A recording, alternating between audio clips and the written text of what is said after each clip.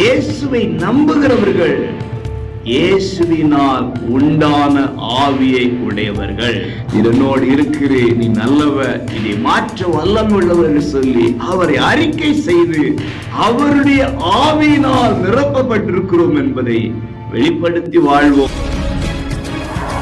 அன்பு உறவுகளே, இரட்சகர் இயேசுவின் இன்ப நாமத்திலே உங்களை மனதார வாழ்த்துகிறேன்.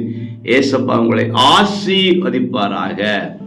1 யோவான் 4:2 மாமிசத்தில் வந்த இயேசு கிறிஸ்துவை அறிக்கை பண்ணுகிற எந்த ஆவியும் தேவனால் உண்டா இருக்கிறது. பிரியமானவர்களே, நம்முடைய ஆவி அல்லது நமக்குள் இருக்கிற ஆவி என்ன ஆவி என்று சொல்லி எப்படி அதை புரிந்து கொள்வது, அறிந்து கொள்வது, தீர்மானிப்பது என்றால் இயேசுவை அறிக்கை செய்வதன் மூலம்தான்.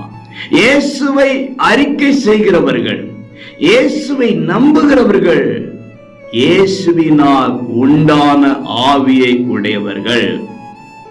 தேவனால் உண்டான ஆவி நமக்குள்ள இருக்குமேயானால் தினந்தோறும் இயேசுவை நோக்கி ஜெபிப்போம், இயேசுவை நம்புவோம்.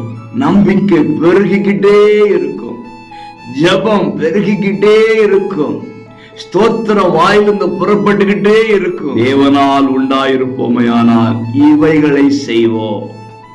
தேவனால் உண்டாகாதவர்கள், தேவனுடைய ஆவியை கொண்டிராதவர்கள் இதற்கு எதிர்மறையாக செய்வார். அவரை அறிக்கை செய்து அவருடைய ஆவியினால் நிரப்பப்பட்டிருக்கிறோம் என்பதை வெளிப்படுத்தி வாழ்வோம், ஆசீர்வதிக்கப்படுவோம்.